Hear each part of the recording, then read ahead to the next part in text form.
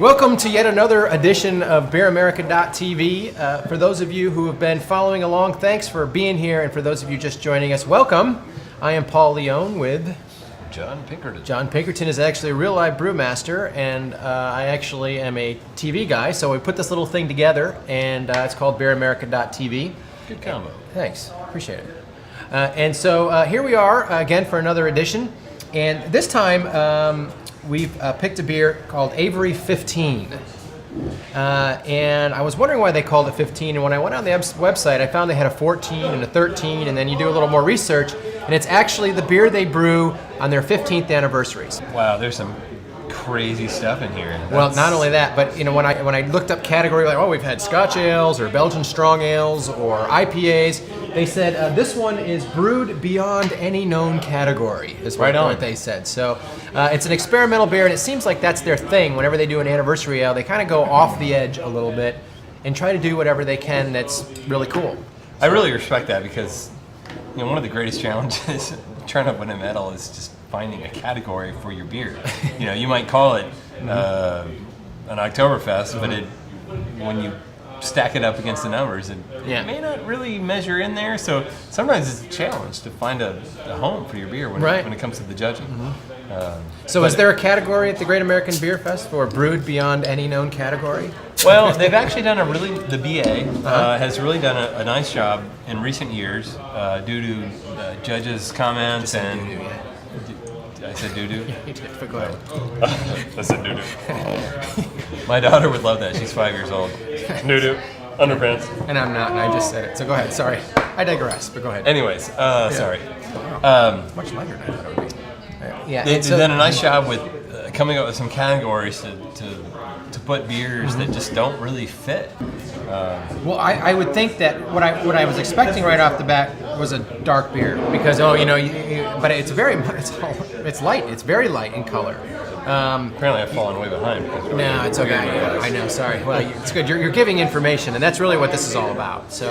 Wow. Yeah. Big aroma. Yeah, and because I can't remember anything, I write it down and put it on the side here. Let's see. It's got I think they use a wild yeast, to give it a fruity aroma and a tart flavor. And it's got black mission figs, hibiscus flowers, and white pepper for spiciness. Now the flower smell is kind of what hit me. You, right off the bat? I mean, that to me is what I smell. I don't know if that's what you smell, but it's a very...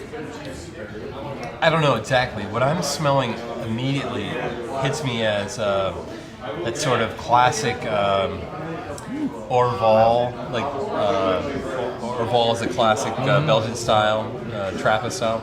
I'm getting that I often call it kind of a witch hazel flavor.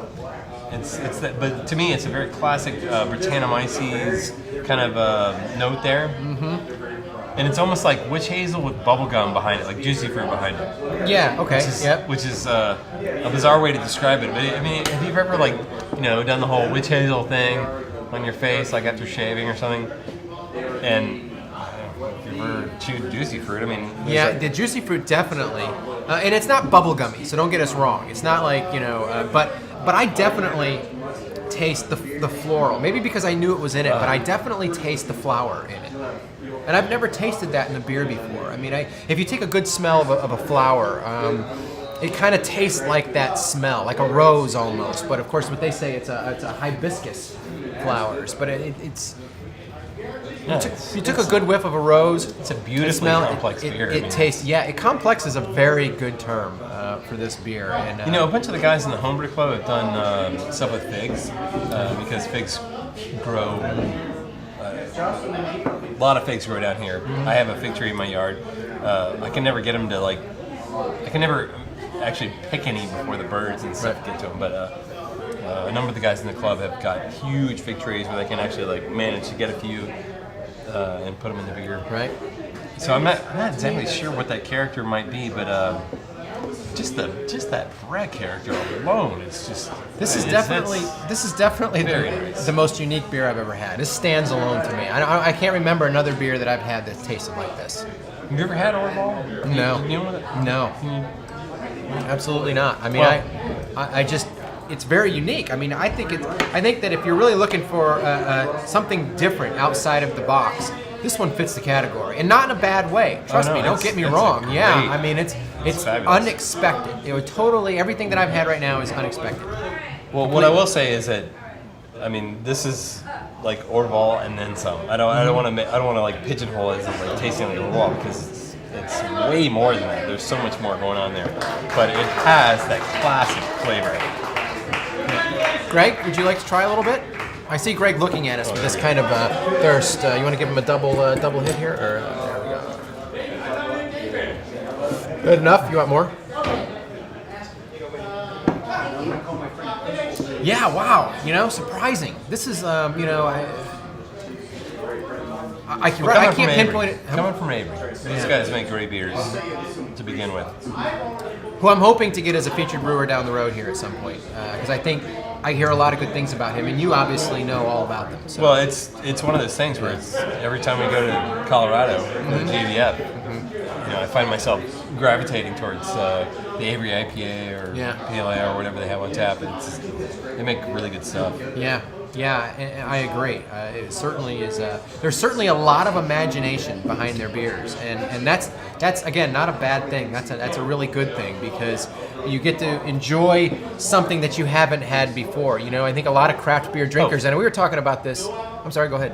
But it says this is fermented with 100% Brettanomyces. That's definitely something that needs to be noted, and See, as somebody who's just an average beer, I would have no idea what that means. Yeah.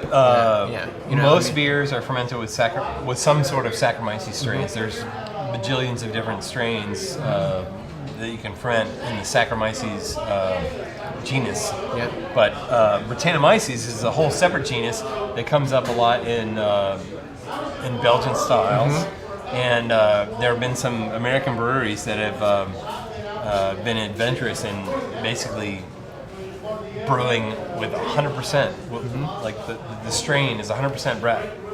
So this is about, well, I shouldn't say about, this is the most enjoyable, and this is a nice beer. Yeah. I've tasted I've tasted a few Brett beers that have just been like, tastes like some things I probably shouldn't mention on this website. But yeah, this is lovely, and it's I guess I like to be able to identify what I'm tasting. Yeah. So I mean, when you get into some of these exotic fermentables like figs and whatnot, it begins to get a little bit difficult. So I'd love to taste just like a standard version of this beer with Saccharomyces versus the Brett, just kind of taste the difference. But the Brett came screaming out at me. I mean, that was definitely one of those things, like that Orval-y,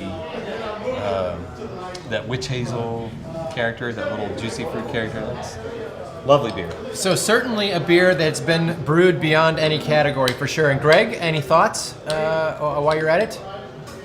Nope, Greg has no thoughts. Greg likes. Good. Excellent. Well, I think we all like to... He's out. So it's Avery Anniversary Ale, and this is number 15, and there is a 14 and a 13. And again, feeling a little experimental and want something really unique, this one's it. Well, I just want to say before we clink glasses that this one goes out to the guys at Avery. Fantastic beer. Cheers. So that's it for another edition of BeerAmerican.tv. I'm Paul Leone with John Pinkerton. It's Paul at BeerAmerican.tv and Pink at BeerAmerican.tv, and we'd love to hear from you. Any questions, comments? If you're on Twitter, then make sure that you follow me on Twitter and also friend me up on Facebook. So there's other avenues, and thanks for joining us. Cheers, Avery guys. Cheers, Greg. Well, Greg too. Oh, look at Greg. Greg didn't like it. Greg didn't like it. If only. Show your glass. Was that? Yeah, Greg didn't like it. Sorry. Yeah. Oh no, he didn't like it at all.